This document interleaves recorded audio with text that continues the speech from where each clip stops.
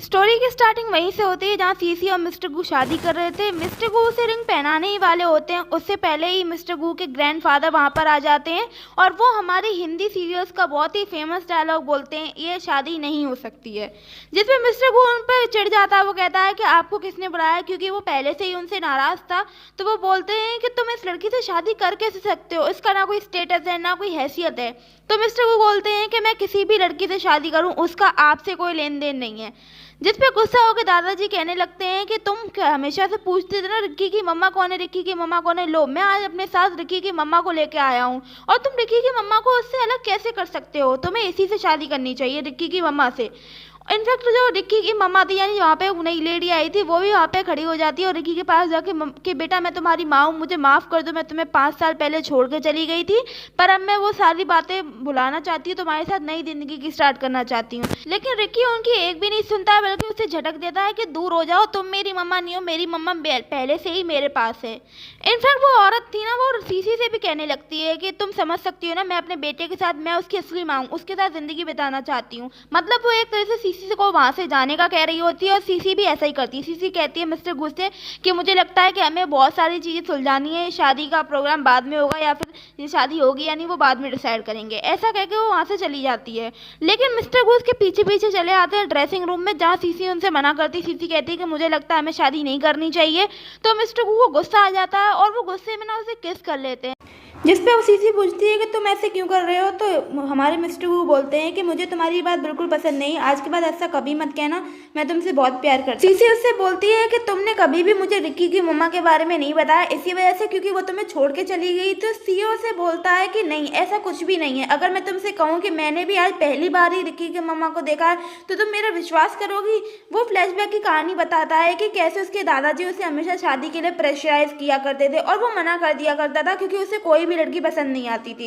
एक दिन वो क्लब में पार्टी कर रहा था, तब किसी ने उसकी ड्रिंक में वो ड्रग्स मिला दिए थे, जिसकी वजह से वो नशे में आकर किसी रूम में चला गया था जहाँ पर ऑलरेडी बेड पर एक लड़की लेटी हुई थी और उसने उसके साथ नाइट स्पेंड कर, और वहाँ पर इतना अंधेरा था कि उन्हें उस लड़की का चेहरा भी याद। ये सुनने के बाद सीसी थोड़ा शांत होती है। फिर हमें एक सीन दिखाया जाता है यहाँ पर सीसी और मिस्टर गू घर पर होते हैं और उनके दादाजी सामने होते हैं और दादाजी कह रहे होते हैं कि तुम्हें है ना रिक्की की मम्मा से शादी करनी चाहिए, वो एक अच्छी फैमिली से है, जबकि ये लड़की बिल्कुल भी अच्छी फैमिली से नहीं है और ये तुम्हें डिजर्व भी नहीं करती है। जिस पर सीओ उन्हें साफ साफ कह देता है कि आपको पसंद हो या ना पसंद हो, मैं इससे प्यार करता हूँ और मैं इसी के साथ अपनी ज़िंदगी बताऊँगा, इससे ही शादी करूँगा।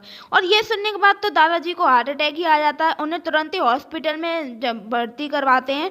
वो जब हॉस्पिटल में होते हैं तो जब मिस्टर गू से मिलने जाते हैं तो वहाँ पर वो दूसरी औरत भी होती है जो हमारे रिक्की से है ना क्लोज हो रही होती है कि बेटा मैं तुम्हारी मम्मा हूँ, मुझे माफ़ कर दो, मैं तुम्हें छोड़ के गई थी, प्लीज़ मेरे पास वापस आ जाओ। लेकिन रिक्की कहता है कि आप मुझसे दूर हो जाओ, मुझे आप बिल्कुल भी पसंद नहीं हो। तो मिस्टर गू है ना उस समय में फिर उससे कुछ सवाल भी पूछ लेते हैं कि अच्छा एक बात बताओ, उस रात में क्या हुआ था या फिर उस रात तुमने क्या पहन रखा था। वो कोई भी जवाब नहीं दे पा रही थी, बल्कि बहुत ही अजीब से, मतलब वो एकदम एक्सप्रेशन लेस हो गई थी। ये लग रहा था उसकी चोरी पकड़ी गई हो। और ये देख के ना हमारे मिस्टर गू को थोड़ा उस पर शक हो गया था। वो औरत भी ना कुछ नहीं करती, वो कहती है वो सब मुझे याद नहीं, बहुत टाइम हो गया, 5 साल हो गए हैं, और ऐसे करके बात को अवॉइड कर देती है। इधर जब हमारे ग्रैंडफादर को होश आता है तो वो होश आने के बाद भी वही बातें कर रहे होते हैं कि बेटा मेरी ज़िंदगी तो बहुत कम है, मैं चाहता हूँ तुम अच्छे से ज़िंदगी बिताओ इसके साथ। मतलब वो अपनी लाई हुई औरत से, मतलब तुम इस रिक्की की मम्मा से शादी कर लो, यही अच्छा होगा हम सब के लिए, और ये है वो है। जिसमें सीए बोलता है कि अगर आपकी ज़िंदगी कम रह गई है तो आप मुझ पर क्यों फोर्स कर रहे हो, मैं आपकी पसंद चाहता हूँ, लेकिन क्या मेरी खुद की कोई पसंद नहीं हो सकती है। और ऐसा कहकर वो अपनी हीरोइन का हाथ पकड़कर रिक्की को वहाँ से ले जाता है। अब जो वो दूसरी औरत थी ना, वो और दादाजी बात कर रहे होते हैं कि दादाजी उसे समझा रहे होते हैं कि उसे इस घर में जगह बनानी पड़ेगी। वो औरत बहुत चालाक है, यानी सीसी बहुत चालाक है, वो तुम्हें इस घर में नहीं घुसने देगी, और अगर तुम्हें इस घर में जगह बनानी है, अगर रिक्की तुम्हें एक्सेप्ट कर लेगा तो मिस्टर गू को तुम्हें एक्सेप्ट करना ही पड़ेगा। उन्हें पता था कि रिक्की की असली मॉम नहीं है, लेकिन फिर भी वो ये सब षड्यंत्र कर रहे थे ताकि वो उनकी और मिस्टर गू की शादी करवा सके उस औरत के साथ। इधर सीसी और मिस्टर गू घर पर होते हैं, खाना खा रहे होते हैं, तभी सीसी के फ़ोन पे मैसेज आता है कि उसके फादर जो जेल में है वो उससे मिलना चाहते हैं। वो तो मना करती है, लेकिन मिस्टर गू उससे कह देते हैं कि एक बार मिलने में कोई दिक्कत नहीं है, हम चलते हैं कल मिलने। वो लोग उससे मिलने जाते हैं तो उसके फादर आते हैं, वहाँ से एकदम शीशे की दीवार होती है, उस पर भी अटैक कर होते कि तुम्हारी जैसी औलाद को तो जन्म देते ही मार देना चाहिए, तुमने मुझे बर्बाद करके रख दिया, ऐसे सब कुछ बोल रहे होते हैं। इनफैक्ट वो वो मिस्टर गू से कहते हैं कि तुम्हें क्या लगता है ये सीसी बहुत सीधी सादी है, अरे तुम्हें नहीं पता ये प्रेग्नेंट हो गई थी। जिसमें सीसी तो बहुत ज़्यादा शॉक हो जाती है, वो कहती है तुम झूठ बोल रहे हो, ऐसा कुछ भी नहीं है।